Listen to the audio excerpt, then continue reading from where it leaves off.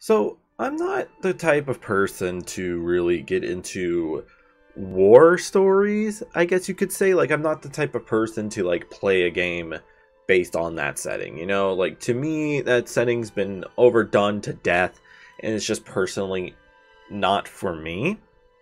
But then I just recently played a game called 11 to 11 Memories Retold. And, this one was different. This one actually made me feel things. Surprising.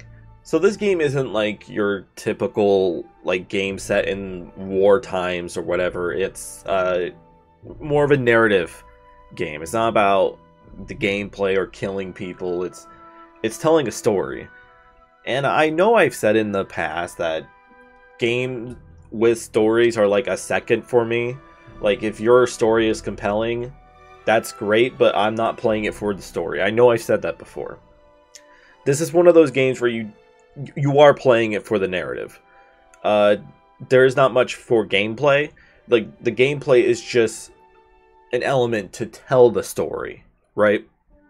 And I think it does it well in this game. I don't know how else to explain it. You just walk around and do puzzles. Sometimes it's not even that. You just talk to some people. And it's just the way that the story was told, I guess, was interesting to me, and just the plot itself made me tear up in some areas. I'm not going to go too deep into it because if you guys end up wanting to play it yourselves, then I don't want to spoil much for you. But essentially, you have two main characters. You have a Canadian photographer named Harry and a German technician named Kurt. And they both have their own different reasons for going to war. Harry wants to go to war because he wants to be recognized as a hero by this one girl back at home, and he's only really doing it for the uniform. And he's going into war not really expecting what that entails. He is a photographer, and his only job is to take pictures, but you see him go into war as an ignorant person, taking it a little lightly, and then something tragic happens right in front of him, and then he changes as a character, which I think is very nice. Kurt, on the other hand, is a bit more darker. The only reason he's going to war is because he heard over the radio that his son went missing. His son is missing in action. So he goes to war to find out what happened to his son, and that's the entire reason, that is his entire motivation, basically. And there are slight things that both characters do differently in their story, in their gameplay, I should say, that affect the narrative standpoint. For example, as Harry, you can take pictures of certain key points in wherever area he happens to be in. And at some point in the game, you will be able to write back home to the girl you're trying to impress, and you can send a photo to her. And this photo will affect how she responds to you in a later letter.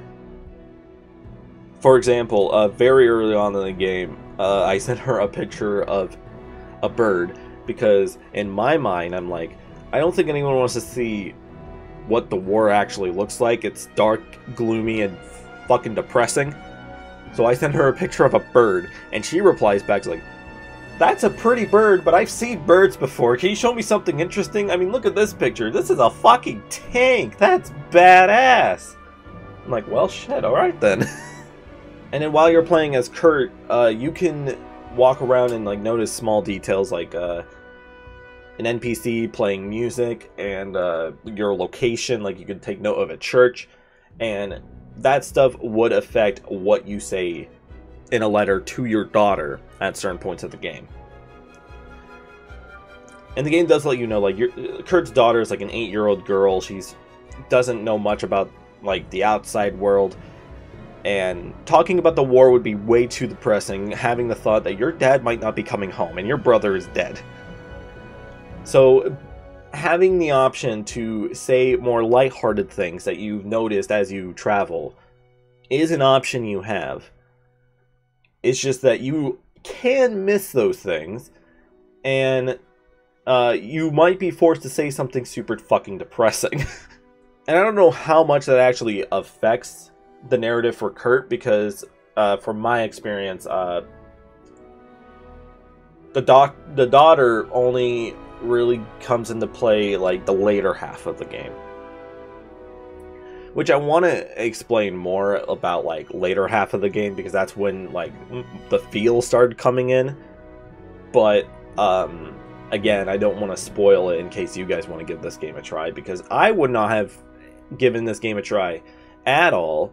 It's just so happened that I received this game in a Humble Bundle in 2019. This game came out in 2018, and I have not played it until August of 2022. And the reason why I decided to give this game a shot was because it had Steam trading cards, and I just wanted to grab the drops so I can sell them. And little did I know, I would actually get hooked on the game and play through the whole thing. It only takes about 4 hours to beat the game. That's not that long. And I think I want to drive home this point that it's okay to try games that might not be in your comfort zone. Give more games chances that you would not have given otherwise. Like, you never know when you're going to find your next favorite game. You just have to take a risk on a purchase every now and then, you know? And you will open the doors for better experiences and more interesting experiences. And you'll have an entire experience of many different games to tell. And I think that's important in the gaming space, at least. Like, obviously, I don't expect the average Joe who only plays, like, the exclusives on their console, or, like, only plays Call of Duty or Fortnite and all that. I don't expect them to just get up and be like, oh, I'm gonna go play fucking Persona 4. But, like, obviously, if you're watching this video, you probably have some interest in playing other games than you're familiar with. That's all I just want to drive home. It's just play more games. Play more games you might have never heard of. Play more games you might not have information on. Just, like, take a risk on a purchase. I don't know how else to explain this. If you want to try this game out yourself, I would recommend it if you are a fan of just narrative games. It's very weird, this one, because when looking at it, it looks like an indie game, right? It plays like an indie game, but it's actually published by Bandai. It's published by Bandai, and the animation is done by Aardman Animations, which, if you guys don't know that name, it's the same people who does Wallace and Gromit, Shaun the Sheep, Chicken Run, Flushed Away, all of that. So it's got that going for it. It's got a unique style, which is very nice. I just never heard anyone talk about it, and I just randomly had it, so I mean, why not? If you have like hundreds of games on your Steam account that you're just not playing, give one a chance. Like, you never know. I think I got my point across. I don't know. Thank you guys for watching. I'll see you guys in the next one.